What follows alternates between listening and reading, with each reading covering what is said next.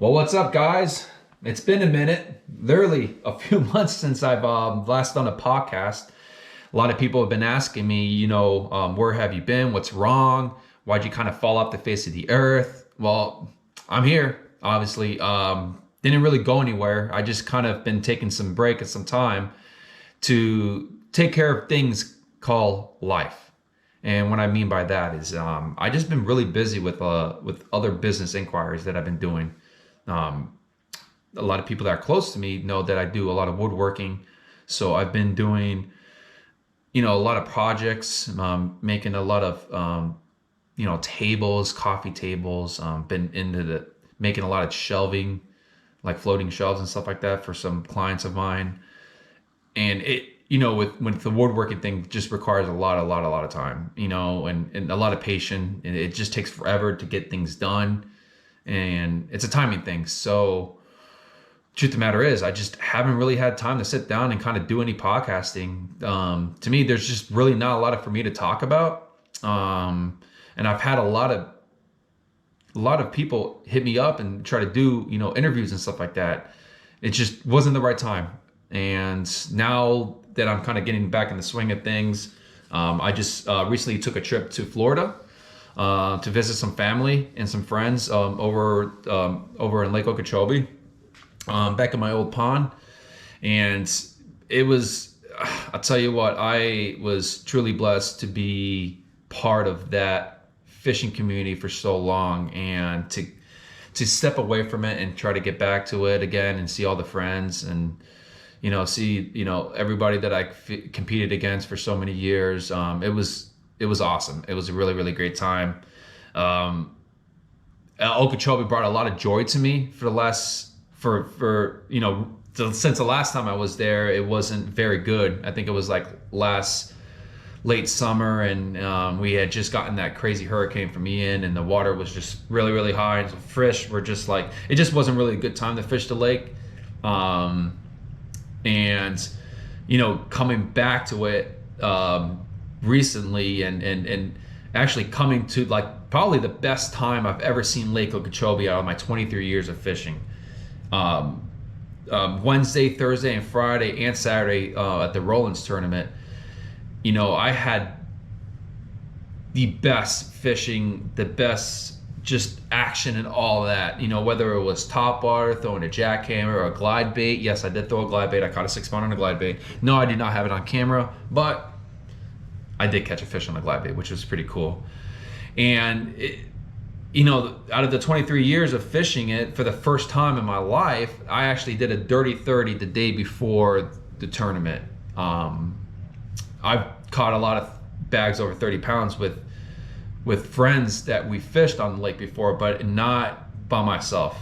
And I mean, I've gotten a lot of 25 plus pound bags. I've been close to 28, fishing solo, just either pre-fishing or fun fishing on the lake. But the dirty 30, what can I say? I finally got it, and I finally did it as a solo act. So I was pretty impressed, pretty happy with that.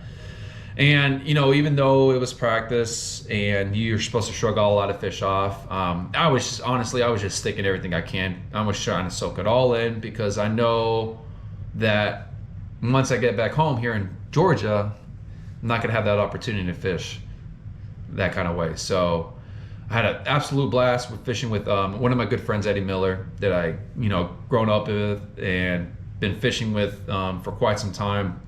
I talk to him like every day. So this is one of my best friends that I've stayed in contact throughout the years, and obviously as I moved up north. So yeah, me and Eddie, we ended up having like a little bit over 20 pounds. But as soon as kind of we got to the weigh-in, and we seen everybody bringing 28 plus pound bags, and kind of just looked at each other, we're like, do you even want to weigh in? It's not like we were embarrassed, but it's like, it's the point of weighing in when for one, you're not really in it for the points, and two, you're not going to get a check. So whatever. And honestly, I kind of just wanted to stand there and watch everybody weighing their bags. I wanted to talk to all the guys, and I was basically in awe, because there were 20 bags over 30 pounds weighed, which was unheard of. I've never really seen or heard of anything like that in history. and it was a 2 36-pound bags and a 35-pound bag that finished the top three. A father and son won it, and just to witness that and be part of that was a true blessing. And I just like, I can't explain it any better than what I have. It was freaking awesome. It was badass. So congratulations to the father and son that ended up winning with 36 plus pounds. But other than that, guys, other than just the fishing Lake Okeechobee and stuff like that, really haven't been doing any fishing. I went to, just before I went to Okeechobee, I went to Lake Hartwell with my buddy Rick. And for the first time, I started using these glide baits called Biggs Custom Baits. They're big old glide baits. I think some are 8 inches to up to 10 inches. And I think everybody started buying a lot of glide baits once Ben Milliken won the Toledo event, using the glide baits and using other techniques as well. And then I'm like, what? I really need to get a hold of these baits, because they catch obviously big fish. And when you're competing in a lot of events, your goal is to catch the biggest 5. So me and Rick went to Lake Hartwell one random Monday morning, and we absolutely crushed them. And I got to witness how these glide baits work and how these fish reacted to it, and it was pretty cool. Sucks every time I end up going to these lakes or end up doing really good, I just never bring my damn camera. And I think it's just a little bit of laziness. But yeah, it was pretty fun. I had a great time with Rick. I think we had almost 20 pounds with our best 5 with me and him, and really got to see what that glide bait really does. So it was pretty cool. So I wanted to do a quick little preach thing about social media, about how social media handlers present themselves in a way that a lot of people, don't really see the true person of themselves. And, I was reading something on this famous YouTuber, and he basically says everybody wants something in life. Either being on social media or like a social media influencer or outside of that. And I think a lot of social media influencers are not always true to you or themselves. And they kind of try to pretend to be something that they're not, because they're afraid to offend people. And what I mean by that is you got to be yourself. I think a lot of people present themselves differently, what they really are. And at times you find yourself fake, or you're just kind of embarrassed and you're not being yourself. When it comes to sponsors and marketing companies that want to embrace your brand, they tend to give you a platform that's ideal for the outside public, but that's really not the case. I try to keep things real, and I'm not trying to be fake here by any means. And that's my point, is that the way this world is so divided, and people are so fake behind the camera, and in real life, if you really know that person, they're totally different. And I think a lot of people just be yourself. That's the big thing. It's be yourself, and who cares what people think about you? You're gonna have haters. I have a lot of haters. I know it's funny. I got people that always bash on me, outside of the social media thing, and tend to, try to like do wars against me, whether you're texting me or messaging me or leaving stupid, ridiculous comments on social media. And a lot of those people that tend to attack you, truth be told, they're probably your number 1 fans. And it's the truth. They are, and whenever you post a story and you like 15-20 minutes later, you kind of look and see who is watching your stories, or who's the first person that they go, oh, I wonder what I wonder what Rob's doing. I wonder what that cocksucker's doing. It's like the people that are always bashing you are your number 1 fans. And it's the truth. They are. And you gotta enjoy that too, because the fact that they're bashing on you, and taking things out on you and stuff like that. It just makes you realize a couple things. One, they're probably miserable with their life, and when I say being miserable, they see what you have to offer and they wish they had that, so that jealousy comes in. So the only way to make themselves feel better is for them to attack you, and it's plain and simple, and I mean, I don't have everything in my life. I mean, yes, I got a beautiful truck, a 6,000 square foot home. Honestly, I have a 10-bedroom house. Woo! Wow, big deal, I got a beautiful boat, beautiful girlfriend. I got a great life. I can kind of do whatever I want, but I still have to work my ass off to get what I want. It's not like everything is given to me in a silver platter. It's not. I work for my shit. And a lot of people see that and they just think it's like things are given to me and this and that. And that's not the case, And then they're pissed off because they're so miserable with their life that they really want to just go ahead and rash on you. And at the end of the day, those are basically your number one fans. They're constantly always looking at your stuff and commenting and messaging and talking shit behind the scenes. At the end of the day, they're going to be your number one fans. So that's kind of what I wanted to preach about. I'm not going to bash on specific people because that's not me. I'm not going to try to start drama because I'm not about the drama thing. Unless it gets a little bit out of the hand, then I will call you out. And when I do call you out, I promise you, I have enough information to blow your whole world up. But I'm not going to sit here and threat you guys or threat anybody. But I'm just going to be straight up. I'm not trying to be fake anymore. I never was fake. I'm as real as you can be. And that's the point of me preaching about this. So let me end that right there. Anyways, today I do got a really, really good interview that I really, really wanted to show you guys. One of my really, really good friends that I've got to know over the last few years competing against, and he's an Okeechobee hammer. He's young. I think he said he was 24, 25. And you would think that is very young because I'm 38 years old. That's a 15-year difference. But he is a hammer. He's been doing it consistently for a long, long time. Don't really consider him young in that aspect. He's more like a veteran on the lake. And he's just puts mega bags up there. He fishes a lot of team tournaments with his partner, Bradley Macqueen and Cale Stevens, absolute Okeechobee hammers. And they've been doing it consistently for a very, very long time. So I had the pleasure of interviewing Bradley, and you guys are going to love this interview. He basically talks about, all of his achievements that he's done on the lake and how he does it on a lake and what it takes to, a lot of people expect to be weekend warriors and just go to Okeechobee and try to see if they can catch a 25, 30-pound bag.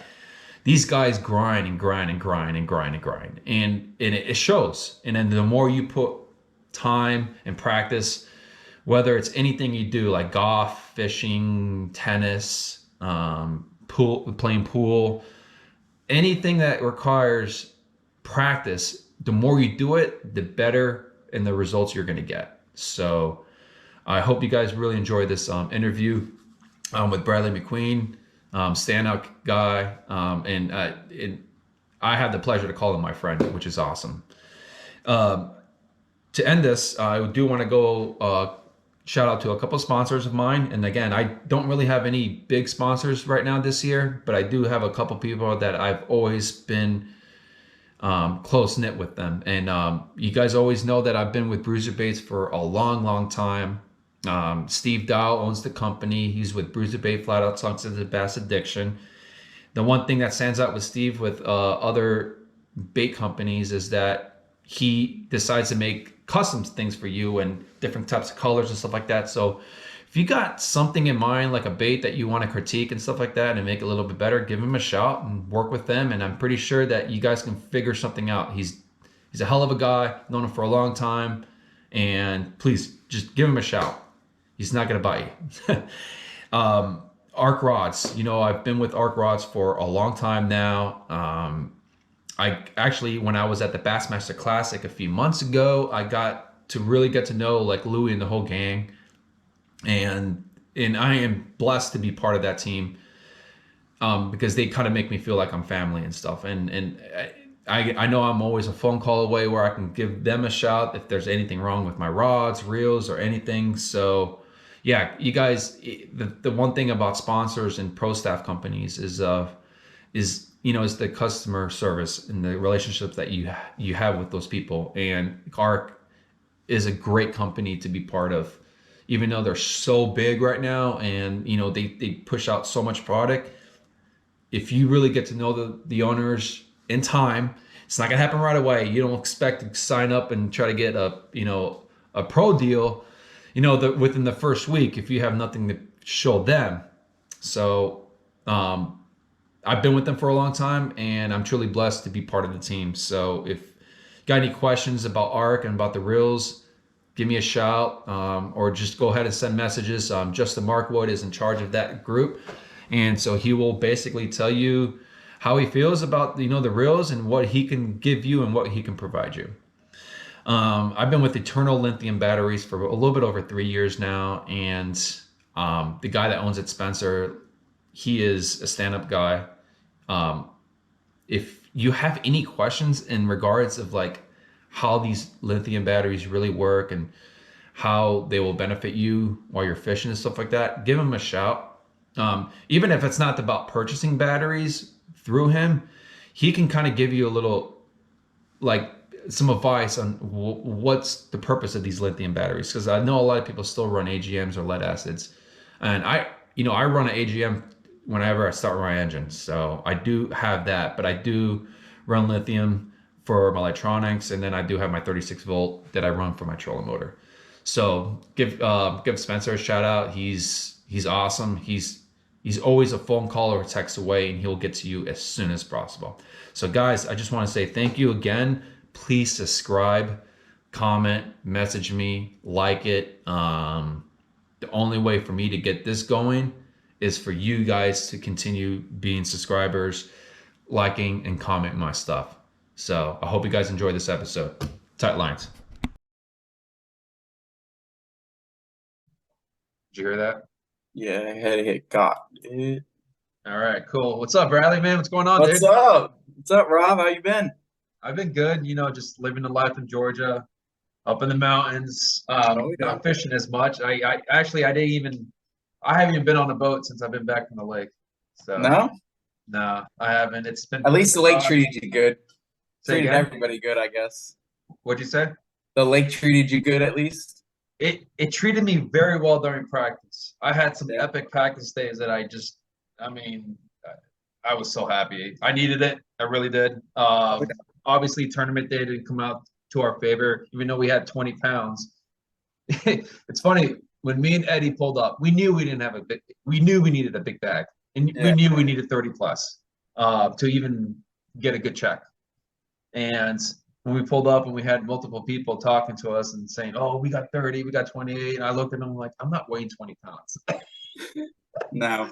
I'm like, I mean, I don't think anybody really thought it was gonna be that good, but I mean, what was it, 20 bags over 30? I think it was like 60 over 20. Like it was, yeah, it unheard was of. just unheard of. Everybody, And I mean, I seen BTL, all of them were talking about it, like all of them, just it's crazy. yeah, Crazy. and I don't think it's once in a lifetime something like that would happen again. I think it's Yeah. going to happen again, but The obviously question is because when. when, but it's funny because it went up for what, about a week or about a month, and then the next week you all had the ABA, and it took what, 18 pounds to win it. So Yeah. I yeah, mean, I truly think that was like just the final hoorah of the year. Like the last wave of fish just came in. They always say that, the first and the last is the best. And I don't know. That was pretty crazy. that was pretty crazy.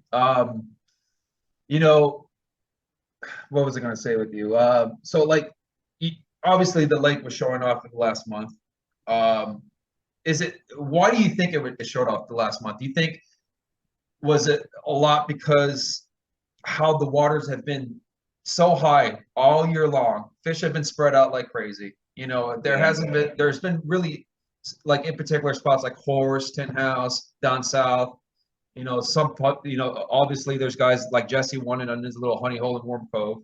Yeah. Um, so like with the water dropping in like the timing it was, you think a lot of those fish have just kind of like pushed out and it was just more sense for fish, people to catch fish easier. I truly think it's just because there's not a lot of areas, and like the only areas that there are is just where all of them know where to go. You know what I mean? Like all the fish are just.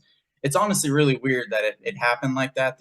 I mean, the way that it's at right now, but I just truly think it's because there's what, 4 areas on the whole lake where those fish actually want to spawn, and that's just where it went down this year, I guess. Yeah, and obviously those are the community holes. I kind of I kind of stayed off during practice and stayed off the community holes. I actually focused on stuff that I fished history, which Yeah, I like. I love fishing the shoal, and I heard all year long that people were like, "Dude, the shoal is shut out and everything." I'm like, "Well, I need to see it to believe it." But yeah, I had a 30-pound bag on Friday at the show by myself on a jackhammer. I mean, it was they showed out. There were certain stretches, obviously, but the community host really pushed out.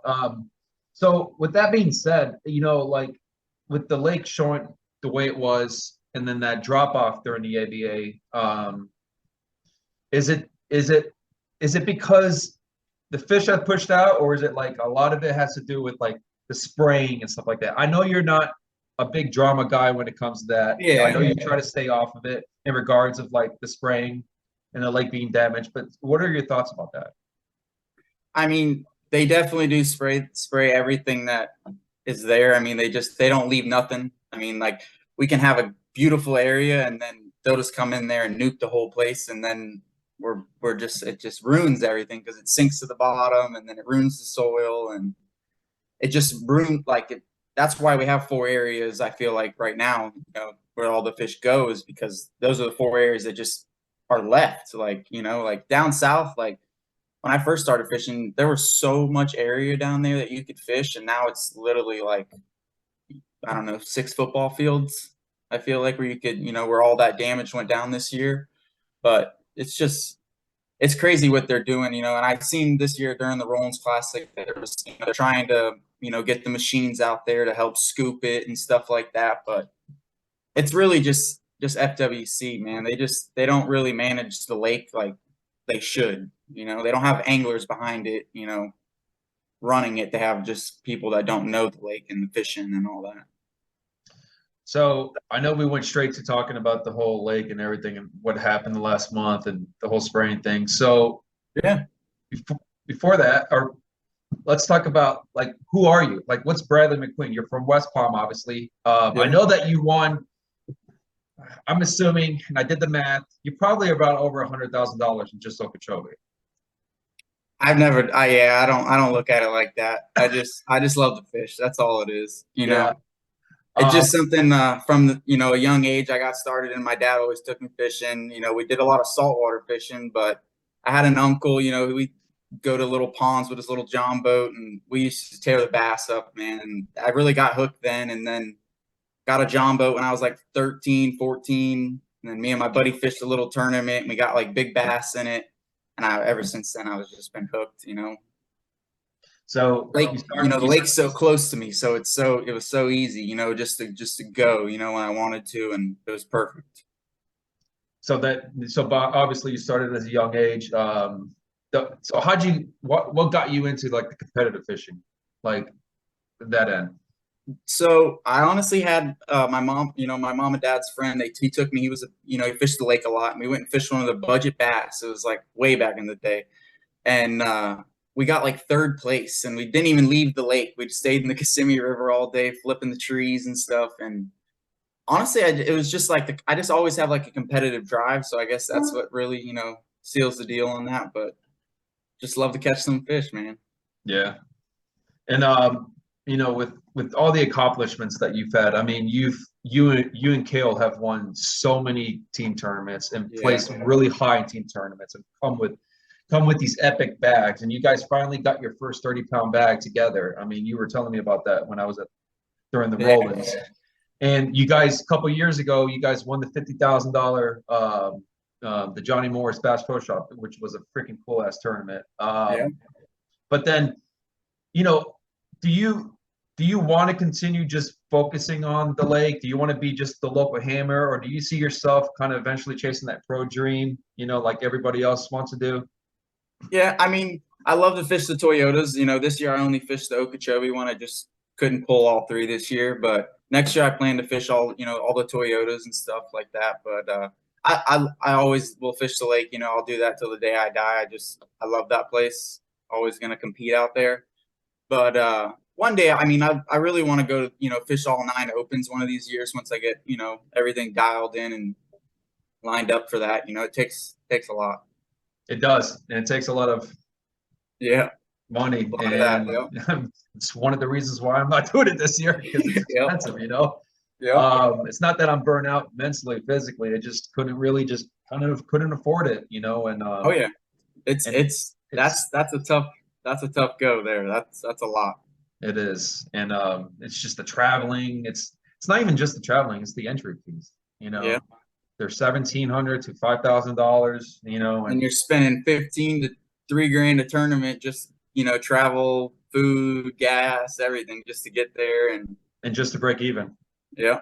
Yeah. It's not. So I mean, really, like I feel like if you're gonna fish those, you're only if the reason I would do it is just to make the elites. Like that's just insane. Like fish all 9 but now I mean 175 guys competing.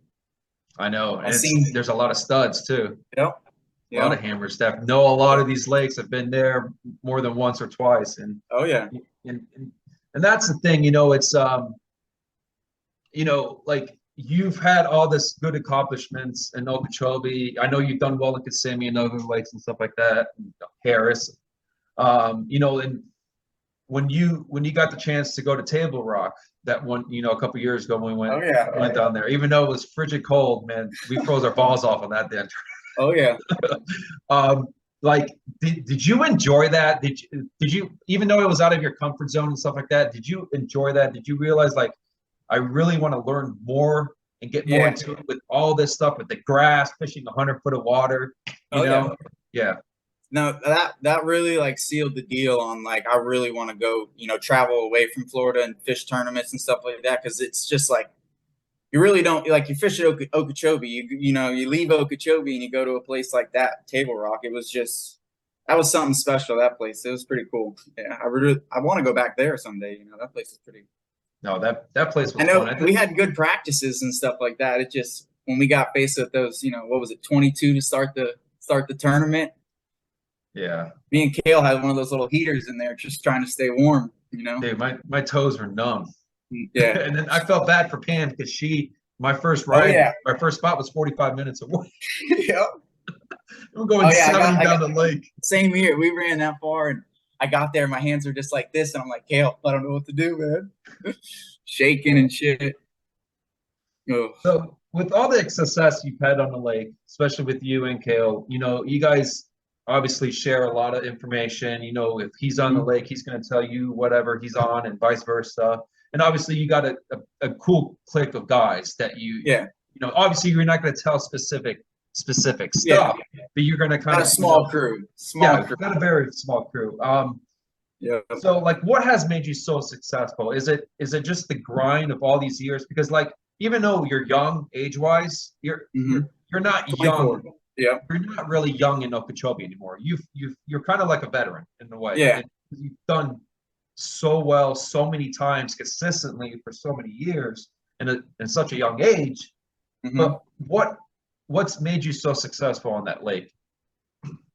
I truly think it's just like the time out there. Like you just got to go out there and just fish. Like even on the worst days, on the best days, you just got to put in the time, and you got to like, I don't know, like strategize it. Like you almost got to like remember, like, like, oh, this day it was this, you got to, it's just time on the water. You got to put in the time. And I mean, areas, it's not really like a thing on the lake anymore where an area was good, like in a way, like, so, I mean, it's really just history and time on the lake, the grind, like you said. Yeah, the sun up, the sun down, and I know you and Kale and all, the whole crew does that, and one of the reasons why you guys have been so successful. You know, when you first started fishing the lake to what it is now, I mean, what are your thoughts about that? Obviously with the hurricanes, the water, fluctuation, the spraying. I know we did just talked about that, but like when you first started fishing the lake, which I don't know Mhm. how long ago that was. I know when I started 9 years now, I think I'm 9 years. going. I've been fishing the lake for 23 years, and I can remember the first area I went to was West Wall, and it was obviously nothing like what it is Oh today. yeah. And it was like crystal clear water. Oh yeah. You The can go whole on the lake main was like lake and it was crystal clear. it was all crystal clear water, and then now it's like it's all tannic and just brown and whatever nasty. So what are your like when you first started 9 years ago? What are your thoughts about it? How it looks now and what it was back in the day? My biggest thing now is just like it feels like it's getting smaller, like and like what's gonna happen like, another 10 years from now? Is it gonna be, even smaller from what it is now? Like I just think we need help, a lot of help. And I don't think a lot of people notice that, but we need help on this lake. And I mean, from 9 years ago, from what everybody, you could have a 200 boat derb and you probably wouldn't see somebody like all day. Like everybody could be spread out, everybody could be doing their own thing. Nowadays, everybody's on top of each other. It's just not no fun anymore, I feel like. So does the lake suck? Cody Davis said yes, it does suck. Lake's junk. Yeah, I the mean, lake's it the thing that makes me upset the most is like everybody now will see that, oh my god, 20 bags over 30 pounds, it's the best lake ever. But they don't see the other 8 or 9 months of the year when it's a tough grind out there. It sucks. Like we had that ABA this past Saturday and I struggled for like 6 or 7 bites, I think, all day. So I mean, and it wasn't crazy. what it was a week ago. It's Yeah, I crazy. mean, It completely shut off. yeah. Yeah. No, those fish are like, we're seeing you going back Yeah. out in the middle. Now, with like with all of us catching those big bags and bringing them to the scales, do you think that's going to put like a detrimental in the spawning? I thought about that. Like there was a lot of I big was fish, I was literally and there was a talking to lot of big Alex today. fish I saw dead in the outside the Yeah. rim canal. So I mean, they say that Alex Tarasenko today was telling me, he's like, them bass, they'll swim out of there. It's because I mean, all those bags were released in Clewiston, at the lock right there. So I mean, do they leave? Yes, they have to, but it's crazy that all them fish were taken, away from those 4 areas or 5 areas on the lake, and now they're all in the rim canal right now, swimming away. So yeah, I need to go active target in there, jerk bait him or something. Probably it's still funny all because hanging that you around. brought that up. When I I almost checked it. I almost went to Slim's when they had McMillan, and I Yep. wanted to scan and see if I could see all those groups of big fish that they just released over there in Slim's, Oh yeah. but I never got the chance to do that. Mm-hmm. You know, obviously the lake doesn't suck, and it's just like any other place in the world. It doesn't. It Yeah, goes it through. truly doesn't. At the end of the day, like Yeah, it's Lake Okeechobee. I mean, I know a million people right now that probably want to fish Okeechobee. You know what I mean? It's still going to be Okeechobee for forever. It's just what's going to be left. It's just yeah, getting smaller. So it is. It's crazy seeing the aerial views of what it was like 10 years yep. ago, and Somebody was just posting that on Facebook. Yeah, it was it crazy. was that Blaze Napier guy. Yep, Blaze. Yep, Yep, yeah, he posted good it buddy. up. Yep. So off topic shit, dude. Let's talk about a little bit about Keith Poche. Oh I yeah. know you wanted to talk about that. Um, Hey, I just think it's unfair, man. that he Everything got he's pointing disqualified. out, everything he's pointing out is facts. Like he didn't do nothing wrong. So I mean, I think Bass needs to come out with like what he really did wrong, because they say Rule 15, but I just read that before this little thing started, and I didn't see anything in there that he did wrong.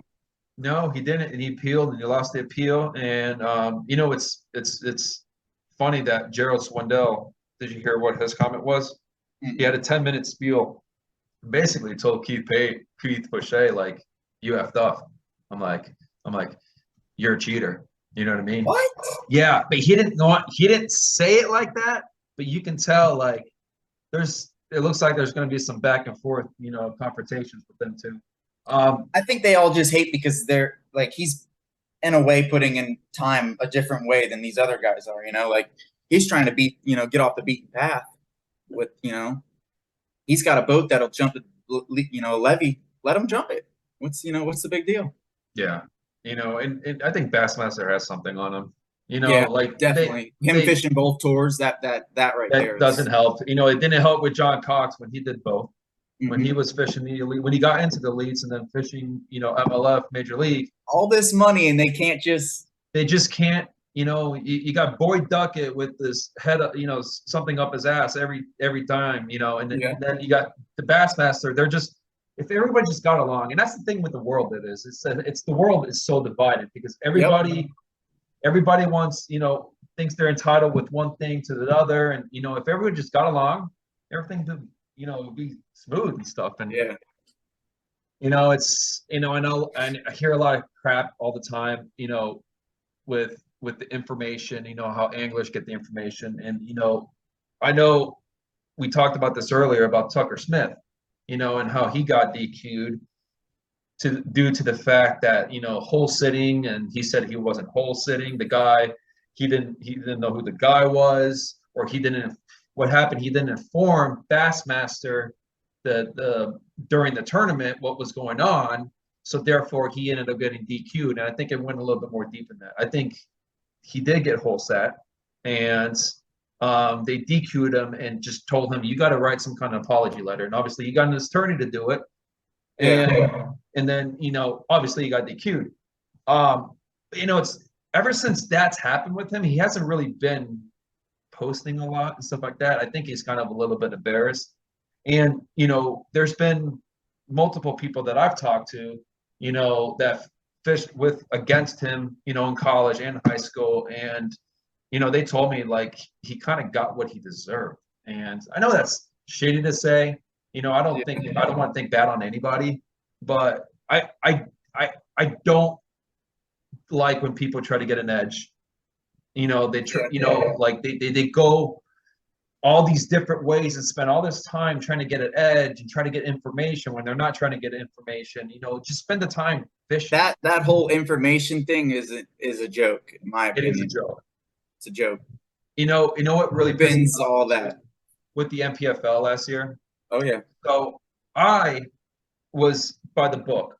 When I saw my contract, during the summer, way before the season started, I was not allowed to get information. So I didn't get information. I wanted to, but I couldn't. Yeah. And I was, I had people wanting to tell me, but I'm like, I can't do it. I don't want to jeopardize my, my reputation.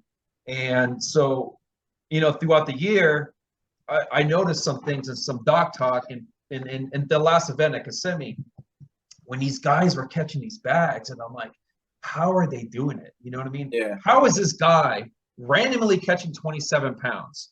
Like the thing to me was when I saw somebody on. No, go ahead. I've seen the guy south of 60 Bridge. Yeah. Not many people know that unless you're a local, in my opinion. Exactly. And what's frustrating is that, someone from the MPFL told me that, listen, Rob, I hate to say it, but dude, everybody gets information. It's just no one gets polygraphed unless someone tells on someone. Yeah. Then that the topic will get brought up. But and I'm like thinking to myself, dude, I could have gotten information, but not that I want to, because I don't want to cheat. I don't feel like, and that's what sucks, because everybody, that's what's hard about competing in big tournaments, like 200 plus tournaments, is that you have all these guys getting all this information at the last minute, hole sitting. It's just hard. It's hard to compete, because when people have that edge, it's hard to compete against that. Yeah. Oh yeah. It's not fair, because you got the guys that are to the book, and then you got, guys like that. So, I mean, it's part of fishing. I feel like when you get up there and fishing those bigger trails, I know. it's one of those things. The whole Tucker Smith thing, what happened there, he just got flat out. I mean, that guy, whoever that guy was, he I don't know what he was thinking, going off on that kid like that, and that video going viral. That is just uncalled for. It is. It's crazy. And Yeah. then you ever came to a situation? I know you just typically fished a lake, but have you ever been in a situation where like a guy comes out in a dock and like curses you out? You're fishing in my dock and stuff like that. Yeah. Yeah. Yeah, that's happened before. Yeah, I Yeah. think it happened to me and Kale when we were on Table Rock. Pretty sure. Really? Yeah, and it was a marina. You know. Was it? Yeah. Just told you can't fish here and stuff. Yeah, can't fish here. Yeah. Just that's Crazy. just old grumpy people and my Karens. You know what I mean? Oh, Karen's. Oh, the Iconelli video Yeah. where he says you probably voted for Biden. Yeah. Yeah. And there was a Kyle Welcher one too, not too long ago. That was pretty good. Now, when I was in Watts Bar practicing last year, I came up to the dog and this lady's like, you're not allowed to fish my dock. And I just ignored her the whole time. She kept Yeah. going off. Yeah. But I didn't have my GoPro on or anything. I had no recording. And she's like, do you listen to anything that I'm saying? I just kept, I stopped, ate a banana or something, and they kept fishing. But yeah, it's just people just like need to mind their own business. It's crazy. So no banana superstition? No, I actually, I don't have that superstition. I don't. It's never bothered me. They're good for I you. don't let it get to me. It was one tournament. It was an ABA, I think. It was like one of my first ones. I look over, and like halfway through the day, the guy's cracking banana. I was like, no wonder I'm not catching any fish. But I don't ever let it bother me. Yeah, I know there's people. That's just letting shit get in your head. Exactly. A guy named they actually won the classic. Ron Roker and Terry Metzger. This past classic.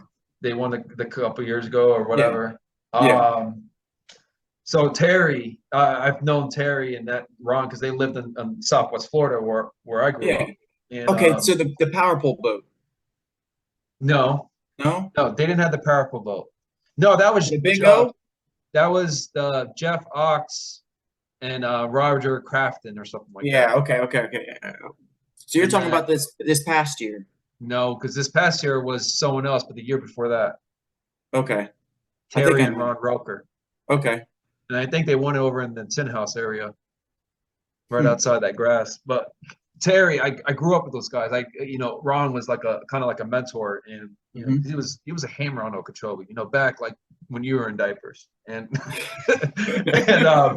Terry, I remember as a co-angler, I was like 16 years old. I drew Terry Metzger as a boater, and as soon as I get in the boat, I always pack the lunch with a couple of bananas, PPJs, and stuff.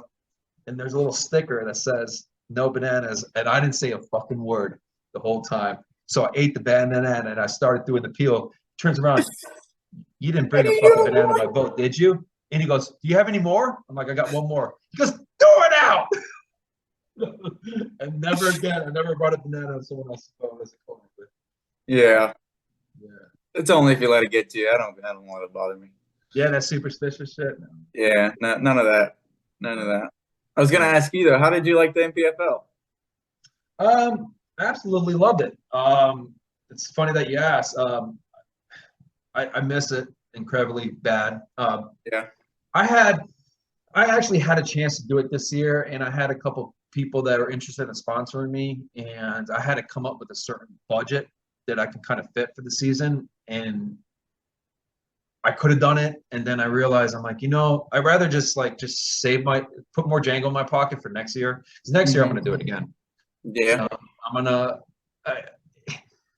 So obviously I jumped pretty quick from fishing, from the lake and stuff like that, and then jumping ship really quick to NPFL. And I got my ass kicked. I ain't gonna lie. But I did learn a lot. I learned more that. I know it's more about the learning than anything at this point. It is, and even though it was, freaking expensive in the pocket, learned a lot. I got to see all these different lakes. Went to Watts Bar, Hartwell, Cumberland when it was Frigid Cove, just like how Table Rock was. God, it's like never-ending story when it came to that point.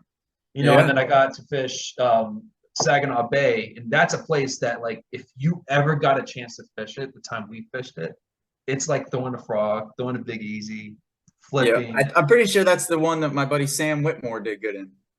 Sam did do good on that one. Didn't He he? was Go, still in yeah, the I thought chatterbait. so. Yep. Yeah. And dude, that His event was stupid. confrontation, you seen that? Did you Yeah. see that video? That Yeah, was with hilarious. there's always issues with people like that. But then I Yeah, got to fish Erie, which was I never would like to ever fish that place again because it was a total shithole. yeah, And then Kissimmee was the last one. But going back to what you were saying, the MPFL, I liked it because there was only a certain amount of guys that fished, and you kind of started becoming a family throughout the yeah, season. Everybody helped each other out and stuff like that. Obviously, there was a little bit drama and stuff like that, and I kind of just stayed away from all that stuff. And the way they treat you, it's kind of like they treat you like you're a pro. yeah. Like how you're supposed to be treated when you're spending $5,000 for in a tournament. That's yeah, yeah. That's I Nope. mean, that's how it should be.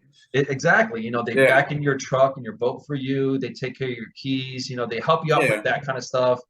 Like they just take care of you and treat you well. And that's the one thing I kind of missed this year. And yeah, that's why I kind of was like timid about fishing the Toyota series because I didn't want to go against 250 guys. yeah. Yeah. And It's they hard don't. to even yeah, it's hard with Yeah, the Toyotas. it is. But yeah, I really like the MPFL and like it sucks that I'm not doing it this year, but it is what it is. And next year I'm gonna go all out, dude. I'm gonna go hard. Whether I do the MPFL or I do all the 9 opens, it's just one or the other. I don't know which one I'm Yeah. gonna do. So yeah, but Yeah. The opens is gonna be busy now from here on out, I have a feeling. So I think it is. I think they it's should. gonna be a gauntlet. I think they should cap it though. I think they should cap it like $150. I don't think they should do any more than that. But I feel like that's the main problem with the Toyotas is they just I think I fished the Okeechobee one and there was or the one before the Okeechobee was like 260 or something on Harris or something. yeah, It's like why? I Why put know. that many people, I But know. it's I don't know. MLF, they just want the monies. That's all it is. It's all they want the money, and then they don't pay it out as much as they should. Yeah. That's We the should be. that's the problem with like that I'm at is like it's you can't worry about the money because you just got to worry about where you want to go. You know what I mean? In a way, like with the opens, you can you want to go to the elites or if you want to go fish the MLF stuff, go ahead. Or the So, MPFL. would you be interested in fishing MPFL? I mean, I don't right now not no because I just need to get I need to get me situated first. But one of these days, I mean, I want to do something. I want to definitely do something. Full season of something just to learn. Get out of Florida. Go have some fun. I want to compete. At the high level. So. And the one thing about the traveling and everything, as much as you spend the money, it is kind of fun. You go to all these Yeah. different cities, you see all these Yeah. different I mean, towns. when we went to Table Rock, that was the funnest week I've probably ever had. Oh, dude, that was so much fun. That was a blast. That was. I mean, you Golden guys dinner every night. It was a good time. You guys stayed up so freaking late, man. Like Pool 3 in the table, morning. man. I know. I'm like trying to sleep. I'm like, this is, oh my God. With all these young kids, man, can't handle it. Yeah. I miss that the most though. Like with the Toyotas, like, rooming with your buddies, for the week. It's there nothing beats that right there. Yeah, no, you're right. So, a couple things I want to just touch base with you. You got any sponsors that you want to talk about? Like, I know you're with Cinco Sticks. Obviously, you're wearing the hat. Gambler's a big thing with you. You use them quite a bit. You have a Triton boat. Oh yeah, love that Triton and Mercury. I know, you gotta love it.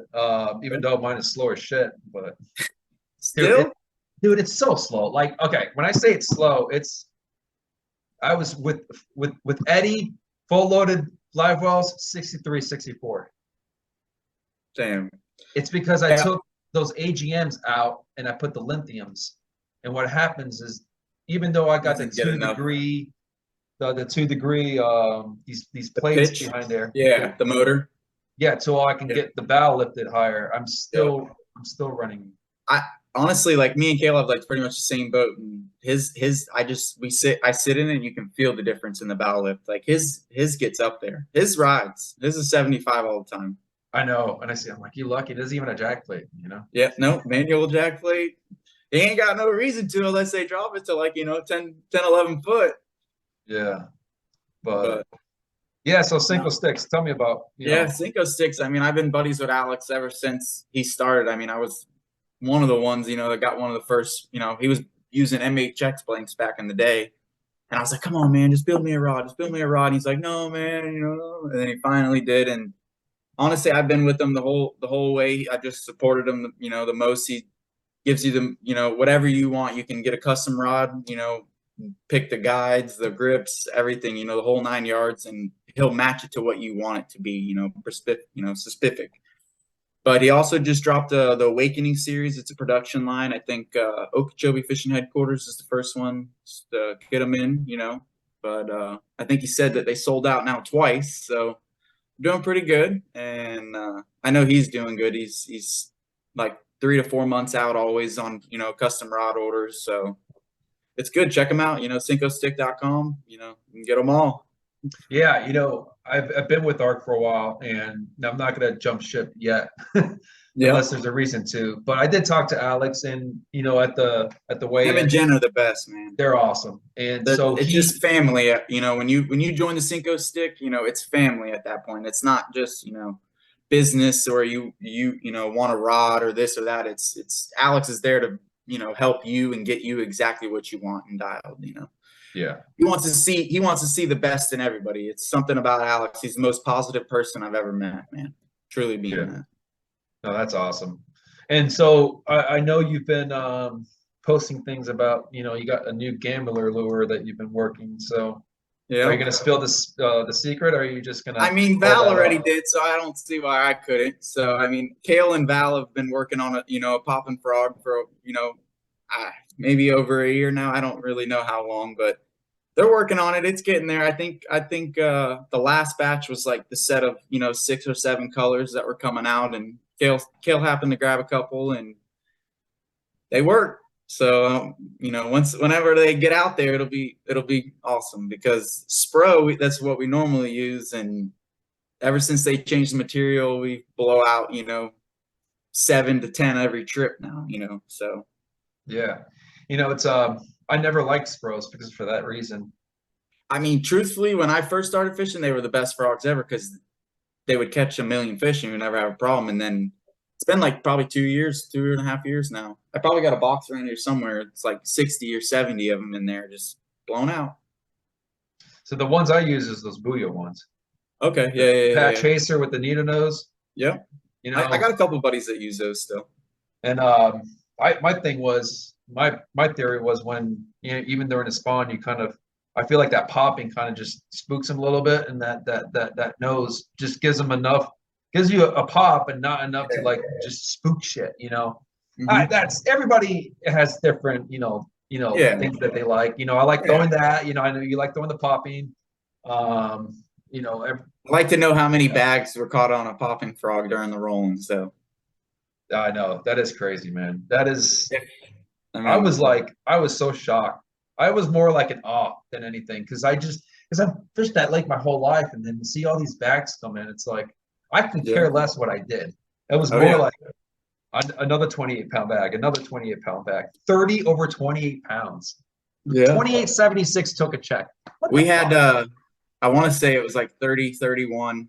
And I knew at that point, I mean, we caught so many fish that day, but at that point I knew we broke, 20, 29, because me and Caleb weighed in probably 4 or 5 bags at 29. We just could never break 30. And we had like 30, 31, and I was like, all right, we did it, but so did everybody else. So we got to, step us up a little bit. And then I think we both caught a big one towards the end. Yeah, I know I caught one big one like 7.5 right at the end, and like 20 minutes left to go. And I was like, all right, we got over 33 now, I think. And That's sick. it was Jeez. crazy. The day before I went to the show spot and everybody started gravitating, getting closer, and they see me caught a 7 and then another 7. And Hmm. then I power pulled down and I'm like, I'm gonna just stick every fish I cast. Yeah. I didn't care. I mean, at some point you got to play a little defense. Nobody Yeah, said you can't. yeah.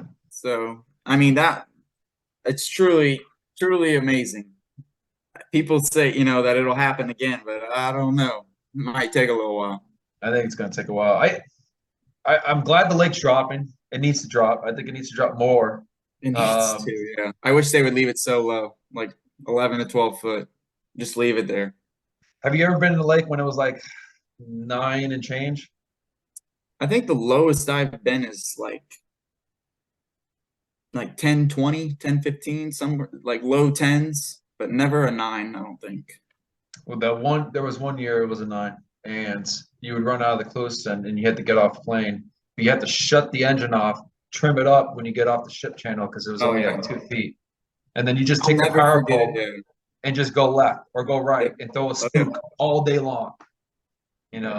Catch 30 pounds out there with a damn I spook. remember when all that hydrilla was in Harney Pond and the lake was so low, you had to idle out past Bird Island. Like, I mean, it was a half mile idle, maybe a mile idle, just to get up on pad, but they were in there. So Dude, I Bird mean, Island. Wasn't that place magical? yeah, but I mean, it's just like it's truly crazy because it's like I notice a difference just from Roland's. You know what I mean? Like we're losing areas. Like it's sad. That's It for sure. is. It does suck. All right. It's good to Well, see man. it though. It's good to see all them 30-pound bags. No, Who doesn't no, love a nice little 30 sack?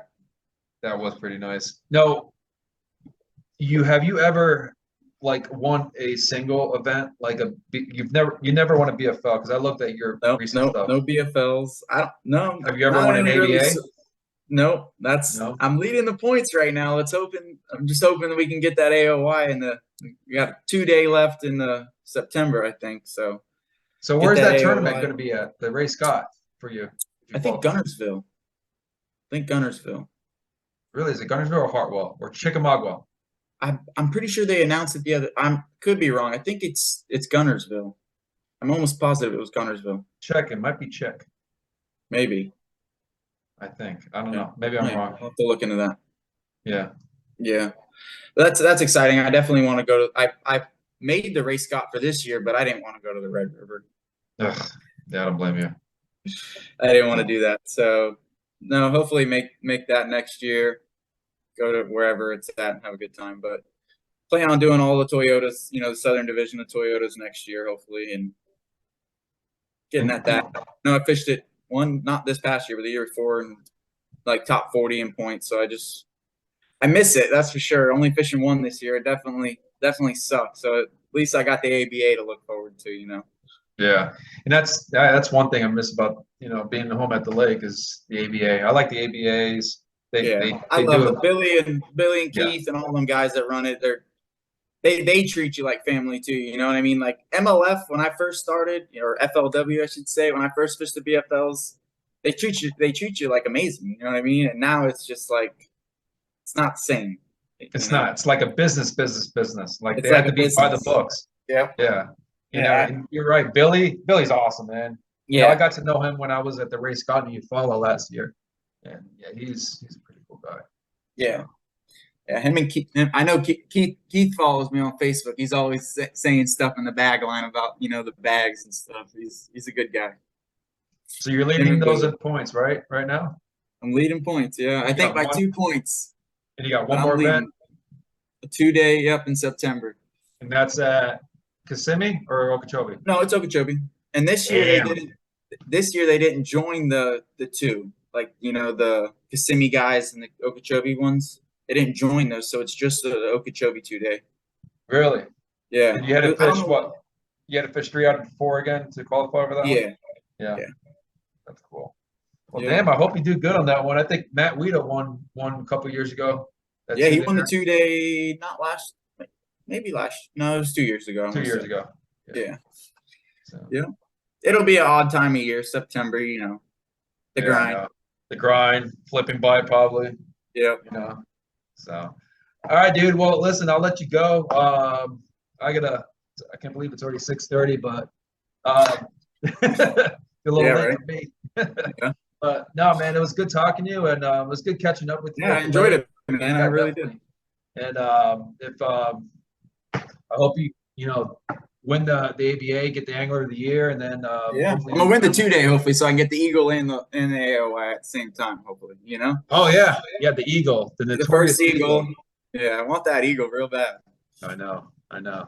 All right, man. But well, hey, congratulations again on that epic bag, and just dude, you've had just an epic so far young career. I call Yeah. you the Lake Okeechobee young hammer. So Yeah. We put in the time, man. You know, you put in the time, it pays off sometimes, and we're very very fortunate for what we've done. You know, me and Kale. yeah, and and next when you talk to Kale, just tell him don't be a pussy. When we do this interview again, it's going to be both you two and us. So. We'll get him on here next time. You know, it wasn't that bad. You know, I told him No, it it wouldn't be wasn't. too bad. You just shit talking. That's it, man. Yeah, just shit talking. But definitely, you can check me out on Bradley Macqueen Fishing on YouTube, and I think it's Bradley_M7 on Instagram, Bradley Macqueen on Facebook. Definitely, and I'll post those things after the video's over, man. Sounds good. Sounds good. All right, Bradley. Well, it's good All talking to you, right, dude. buddy. Thank you, All right, Rob. man. All All right, right, I'll later. see you.